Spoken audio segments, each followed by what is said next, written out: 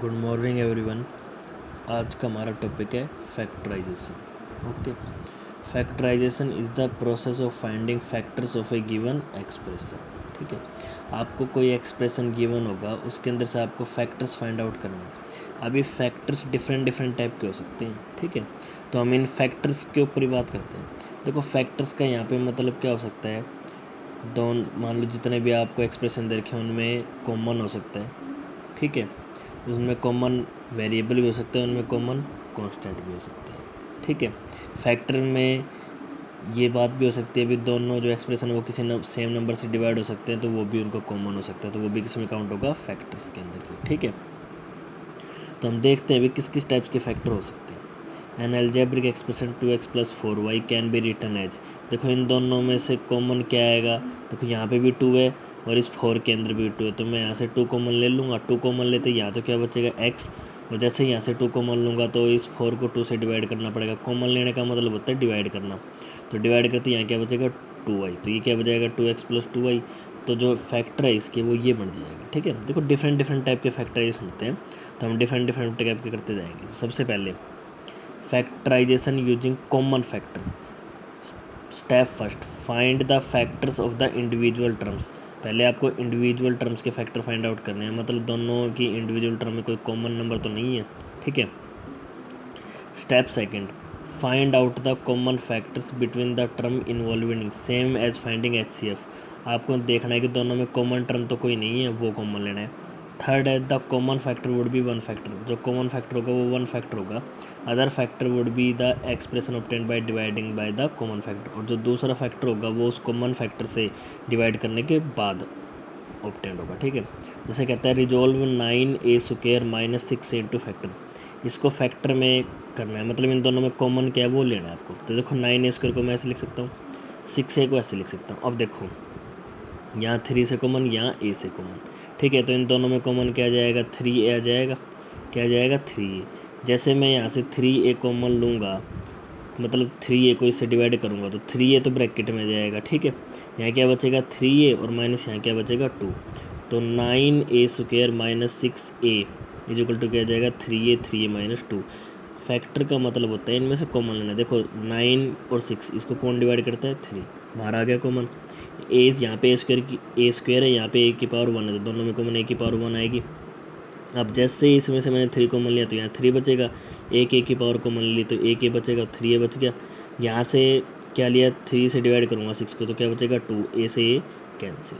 ठीक है, नेक्स्ट आगे है resolve 36x⁵ + 4y⁴ + 72x⁴ factors.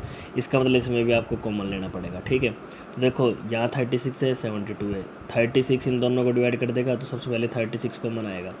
यहाँ x⁵ है, यहाँ x⁴ है, तो कॉमन क्या आएगा, x⁴ यहाँ y⁴ है, यहाँ y⁵ तो कॉमन क्या आएगा, y⁴ जब इस पूरे नंबर में से ये कॉमन लूँगा तो यहाँ सिर्फ ओनली x बचेगा और यहाँ क्या बचेगा, 2y। तो ये इसका क्या होगा, आपका फैक्टर होगा। क्या, एक फैक्टर ये होगा और एक फैक्टर ये होगा। ठीक है, तो देखो x⁵ x⁴ इंटू x, तो HCF ऑफ इन दोनों का जो HCF होगा ना वो छोटी टर्म होगी, वो छोटी टर्म की x⁴। इन दोनों में से हम क्या कॉमन ले सकते हैं, मतलब अगर आपको ये कह दिया x⁵ और x⁴ में से अगर कॉमन लेना तो वो क्या आएगा, कॉमन x⁴ या इन दोनों का क्या आएगा, HCF आएगा। क्या आएगा, HCF। अब देखो फैक्टराइजेशन के अंदर इन आइडेंटिटी का भी यूज़ कर सकते हैं, जो हमने पीछे की टॉपिक पढ़ी है, a² - b² equal to a + b a - b। इसका भी यूज़ कर सकते हैं, a² + 2ab + b² a + b यानी कि a + b का होल स्क्वायर। इसका भी यूज़ कर सकते हैं, a² - 2ab + b² equal to a - b यानी कि a - b का होल स्क्वायर। ठीक है, express the given expression as the left hand side of the identity given above by choosing suitable values of a and b using identity factorize the expression. तो देखो factorization of x - 1 का square -1, इस 1 को मैं 1 का square लिख सकता हूँ।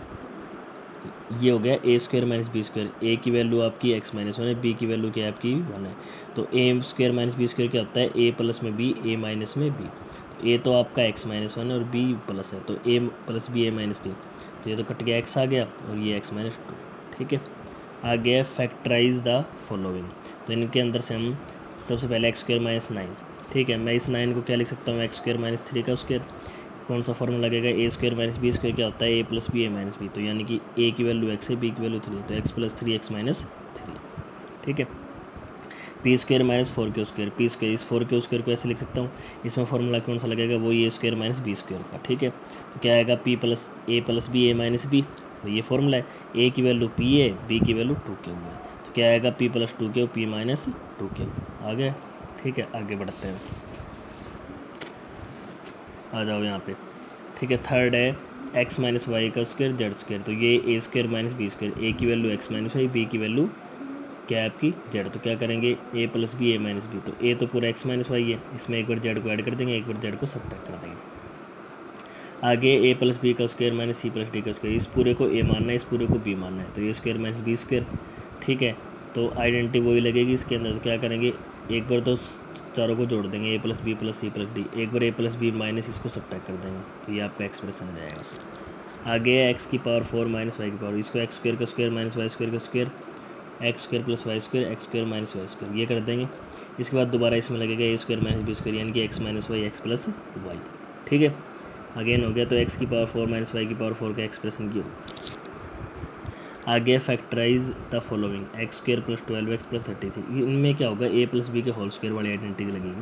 तो देखो मैं इसको क्या लिख सकता हूँ, x square as it is, इसको लिख सकता हूँ 2 इंटू एक्स इंटू 6, और इसको 6 का square, A square plus B square plus 2ab, तो ए प्लस बी का क्या होता है, होल स्क्वायर, तो क्या आएगा, एक्स प्लस 6 का स्क्वायर, यानी कि x plus 6 into X plus 6। Next इसको लिख सकता हूँ 2x का स्क्वायर, इसको लिख सकता हूँ 3y का स्क्वायर, और इसको लिख सकता हूँ 2 इंटू 2x इंटू 3y, तो A square plus 2ab plus B square, तो क्या होता है, ए प्लस बी का होल स्क्वायर, यानी कि ए प्लस बी नेक्स्ट है the factorization of X plus Y का स्क्वायर प्लस 2xy प्लस 1, इस 1 को मैं क्या लिख सकता हूँ, 1 का स्क्वायर, और इस 2xy को क्या लिख सकता हूँ, 2 into X plus Y into 1, तो A square plus B square plus 2ab, तो क्या होता है, ए प्लस बी का होल स्क्वायर, ए की वैल्यू एक्स प्लस वाई है, बी की वैल्यू 1 है, तो ए प्लस बी का होल स्क्वायर, ये आइडेंटिटी लग जाएगी आपकी, ठीक है। देख लो, नेक्स्ट है इनको फैक्टराइज करना है। देखो 36 ए स्क्वायर को मैं 6 ए स्क्वायर लिख सकता हूँ, माइनस इसको 2 इंटू 6 ए इंटू 1, इसको 1 का square, A square minus 2ab plus B square, identity कौन सी लगेगी आपकी, ए माइनस बी का होल स्क्वायर, ए आपका 6 है, बी है आपका 1, तो ए माइनस बी का होल स्क्वायर, इसको ऐसे लिख सकता हूँ 100p स्क्वायर, 100p स्क्वायर को क्या लिख सकता हूँ, 10p का square minus 2 into 10p into 1 plus 1 का square, A square minus 2ab plus B square, तो क्या आएगी वैल्यू, ए माइनस बी का होल स्क्वायर, 10p माइनस 1 का होल स्क्वायर, तो 10p minus 1 10p minus 1, 9m square minus 66mn 121 का square, 9m को क्या लिख सकता हूँ, 3l का स्क्वायर, इसको लिख सकता हूँ 11n का स्क्वायर, तो और इसको ब्रेक करूँगा इन दोनों के ट्वाइस में, 2 इंटू 3m इंटू 11, हमेशा 2 ही आना चाहिए यहाँ पे, 2 इंटू ए बी, क्योंकि फॉर्मूला 2ab का होता है ना, तो ये बनेगा A square minus 2ab plus B square, क्या होता है, ए माइनस बी का होल स्क्वायर, क्या आएगा, ए माइनस बी का whole square, 3m minus 11n का स्क्वायर, तो इसको ए माइनस बी लिख सकते हैं। देखो फैक्टराइजेशन के अंदर एक कॉमन बात याद रखना, देखो फैक्टराइजेशन के अंदर क्या होता है, ए माइनस बी का स्क्वायर, ए प्लस बी का square, A square minus b square, ये आइडेंटिटी लगती हैं, ठीक है। और दूसरी क्या होता है, डायरेक्ट कॉमन आता है, उनमें कोई फॉर्मूला नहीं बनता, तो आपको ये बातें ध्यान रखना है कि किस जगह क्या अप्लाई करना है, वो कब होगा, जब आप ज़्यादा से ज़्यादा प्रैक्टिस करोगे, ठीक है। अगर आपकी प्रैक्टिस कम होगी तो आप ये पता नहीं लगा सकते भी इसके अंदर ये फॉर्मूला क्यों लगा है, इसके अंदर ये कॉमन क्यों लगा, क्योंकि जब आप बार बार क्वेश्चन करोगे तो आपको पहले ही पता चल जाएगा कि इन क्वेश्चन के अंदर तो कॉमन डायरेक्ट ही आएगा, भाई डिवाइड वाला आएगा या वैसे आएगा, और इन क्वेश्चन के अंदर फॉर्मूला लगेगा, ठीक है। Okay, thank you, have a good.